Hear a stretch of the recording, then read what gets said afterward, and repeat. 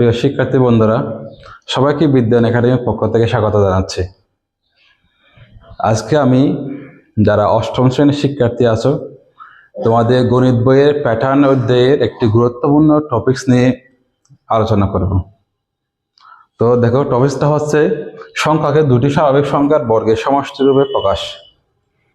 তো তোমাদের সৃজনশীল প্রশ্নের মধ্যে প্রায় সময় এটা ক নম্বরে আসে। তো দেখো, মনে করো এখানে এম এই স্বাভাবিক সংখ্যাকে আমাদেরকে এস কে প্লাস বিএস কে সমষ্টি রূপে প্রকাশ করতে হবে। তো ধরো 5, এই সংখ্যাটিকে যদি আমরা দুটি স্বাভাবিক সংখ্যার বর্গের সমষ্টি রূপে প্রকাশ করি, তাহলে লিখতে পারি যে কি 1² প্লাস 2², অর্থাৎ এখানে হচ্ছে তোমার 1 যোগ 4, 4 হচ্ছে 5। তাহলে আমরা এগুলো কিভাবে জানবো? 1² প্লাস 2²। তো সবচেয়ে সহজ পদ্ধতি হচ্ছে তোমার মনে করো 5 এই সংখ্যাটা কোনো কি নয়, বর্গ সংখ্যা নয়। তাহলে 5-এর আগের বর্গ সংখ্যাটা কত দেখতে হবে? তো 5-এর আগের বর্গ সংখ্যাটা হচ্ছে তোমার 4, কারণ 4 বর্গ হচ্ছে 2। তো এখানে 4-এর সাথে কত যোগ করলে 5 হয়? 4-এর সাথে তোমার 1 যোগ করলে 5 হয়। তো এখানে আমরা 4কে বাংলা ভাবো যে কি 2², 1কে বাংলা ভাবো 1²। তাহলে দেখো, দুটি স্বাভাবিক সংখ্যার বর্গের সমষ্টি রূপে প্রকাশ। তো আরেকটি সংখ্যা দেখো, মনে করো 10। তাহলে 10 এটা হচ্ছে তোমার বর্গ সংখ্যা নয়। 10-এর আগের বর্গ সংখ্যাটা হচ্ছে তোমার 9। 9-এর সাথে 1 যোগ করলে হবে তোমার 10। তো 9-এর বর্গমূল হচ্ছে 3, এটা লিখতে হবে 3², এটা লিখতে হবে তোমার 1²। এভাবে আমরা দুটি স্বাভাবিক সংখ্যা বর্গের সমষ্টি রূপে প্রকাশ করতে পারবো। তো তোমাদের গণিত বইয়ের 5 পৃষ্ঠায় কিছু কাজ দেওয়া আছে, দেখো একদম নিচে। 130, 170, 185-কে দুইভাবে দুটি স্বাভাবিক সংখ্যার বর্গের সমষ্টি রূপে প্রকাশ করো। তো প্রথম সংখ্যাটা হচ্ছে তোমার 130।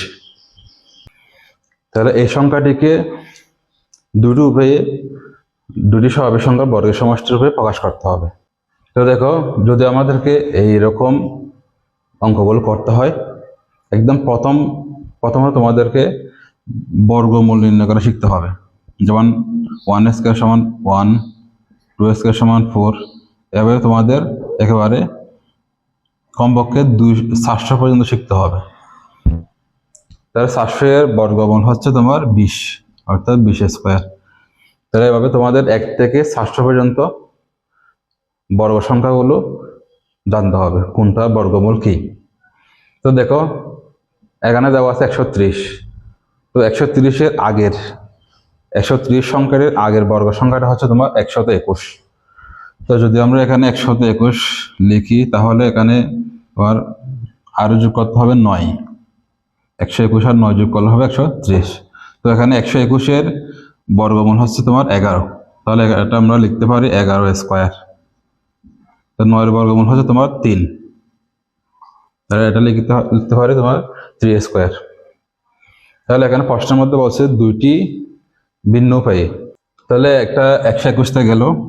তো 121-এর আগের, এখানে বলছিলাম যে 130-এর আগের বড় সংখ্যাটা দেখতে হবে। তো প্রথমত আমরা প্রথম নিয়মের মধ্যে 121 নিয়ে করে ফেলছি। তো 121-এর আগের বর্গ সংখ্যাটা হচ্ছে তোমার 100।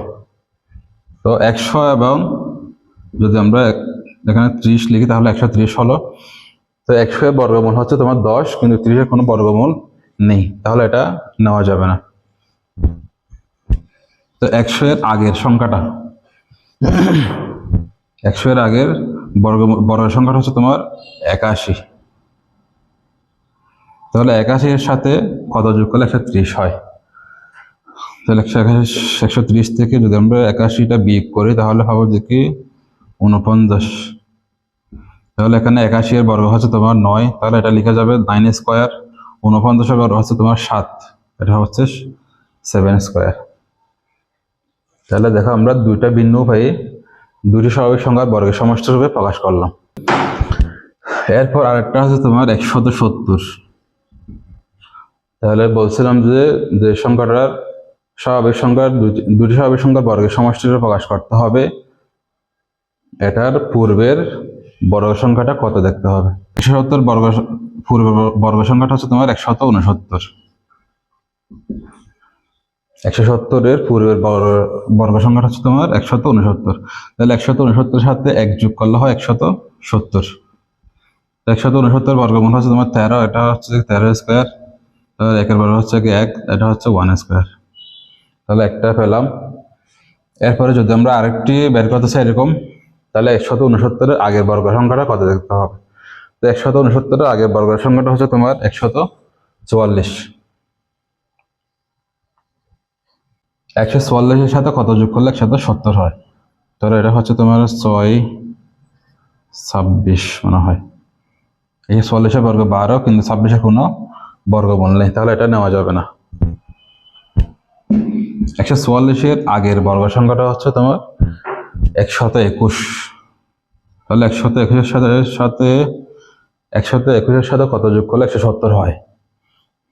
তাহলে এটা হচ্ছে তোমার 9, 49, 9 × 10, 3, 7।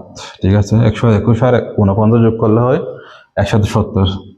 তাহলে এখানে 121-এর বর্গমূল হচ্ছে তোমার 11। তাহলে এটা লিখে যাবে কি 11 স্কোয়ার।